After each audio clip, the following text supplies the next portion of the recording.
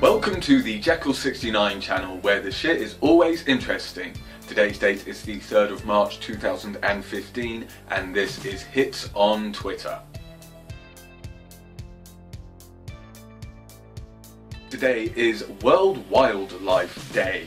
I did not know this and I have never heard of the day before, but it is a great day to have, and there are loads of great URLs on Twitter right now with links to facts about the wildlife, conserving wildlife, as well as many of the animals that are in the world and the extinct animals, people basically talking about and getting into the facts and knowledge of the wildlife that is around them and that we quite frankly don't pay enough attention to. So if you think nature is important and we need to be conserving what we have with the wildlife, the animals we consume, the animals that are still being hunted for fun even if they are endangered, and the fuel that we consume and the damage we do to the planet in basically making sure that the world we have created with all the technology and the cars that we drive, the way we get around, is all taken care of.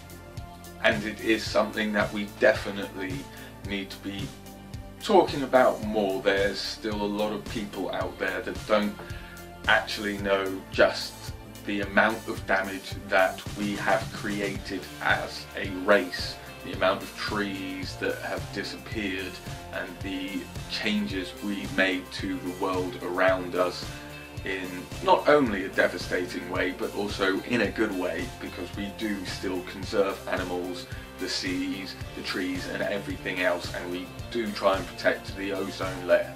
It's hard to make everybody feel the same way about one subject, but conserving the planet, that is one thing that we definitely need to be working towards.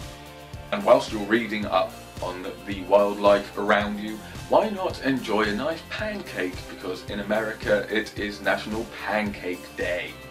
So if you love pancakes in America, then feel free to gorge out on them. However, if you are English, then feel free to do it again, because we've already had our Pancake Day, but sod it, use their holiday as well. And if you're half English and American, even better. Then you get to do it twice for reals. However, if you're not a big fan of pancakes or consuming animals or anything like that, we also have the hashtag of hellish foods. So if there's a food out there which you'd rather not eat, in my case that would be lentils. They're kind of tasteless iron pellets of poo. They suck. Anything else I can eat, just never lentils. I've never tried blowfish, but I wouldn't mind trying that, along with haggis, because haggis is only the lining of the sheep's stomach. It was used to conserve the food that they had over the long winter months when it was the Dark Ages and they didn't have fridges or burning heaters. They'd shove everything, whether or not it be meats or herbs, meat, herbs and spices, whatever they like to eat, just shove it all into the sheep stomach lining, cook it up, and then there you go. There's your meal for the winter months.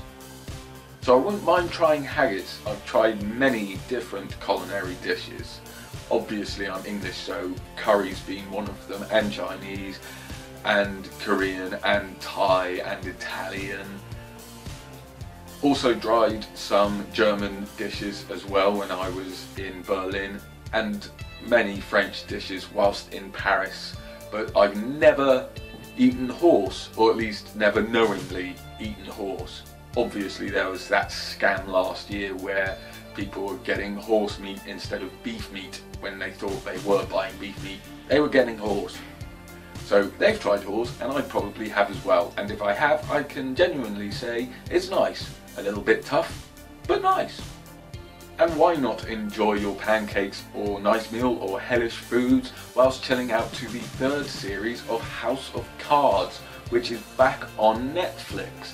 a series that I would definitely want to watch. I do like Kevin Spacey as an actor, and I thought House of Cards, the original series, the English version, was brilliant, and I would really love to see what the Americans have done with House of Cards, and also see their political stances and viewpoints, because they talk about Europe's politics, the UN politics, Russia's politics, and many people are kind of saying they're getting it wrong, and I can believe so.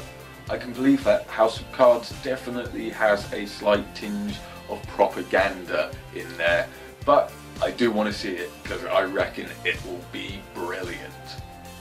And whilst you're chilling out with your food and pancakes in front of House of Cards new series 3, why not raise your glass to Camilla Cabello from Fifth Harmony? She is one of the singers, and today is her birthday. So happy birthday, Camilla Cabello.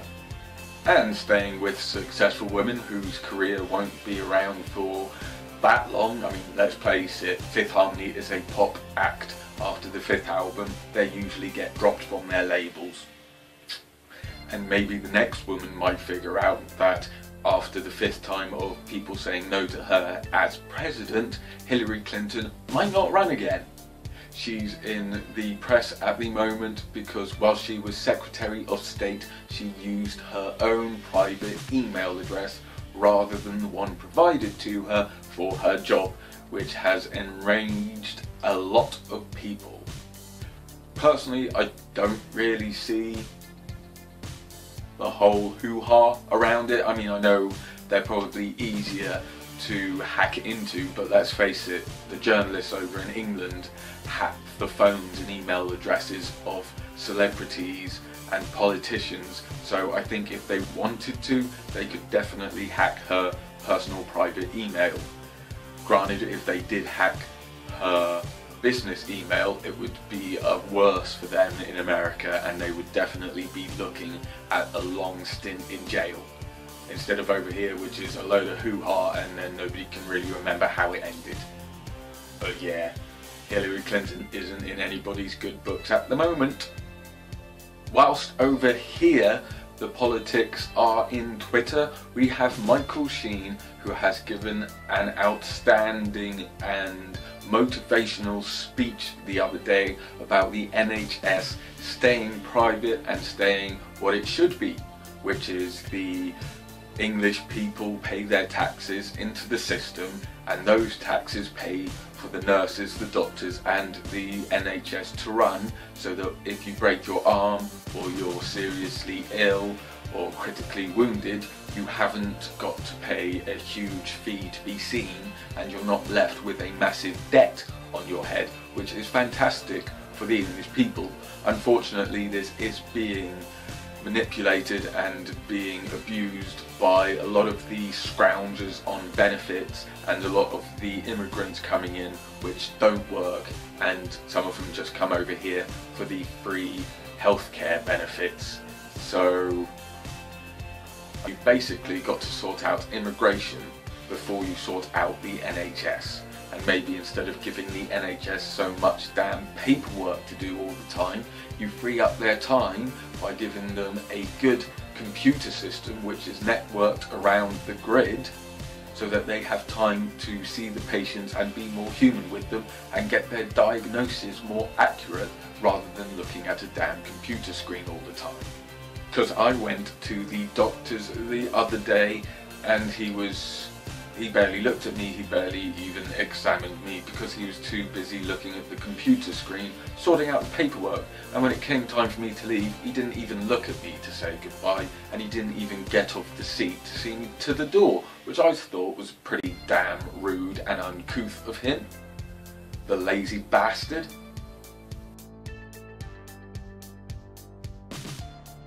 Thank you for watching the Hits on Twitter for the 3rd of March 2015 on the Jeccles 69 channel, where shit is always interesting.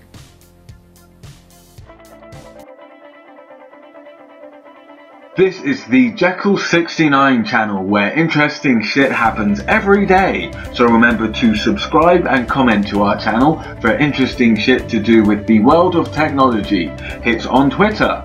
film reviews, my life with Android, and Kickstarter. Thanks for watching, and remember to subscribe and comment, and until next time, keep your shit interesting.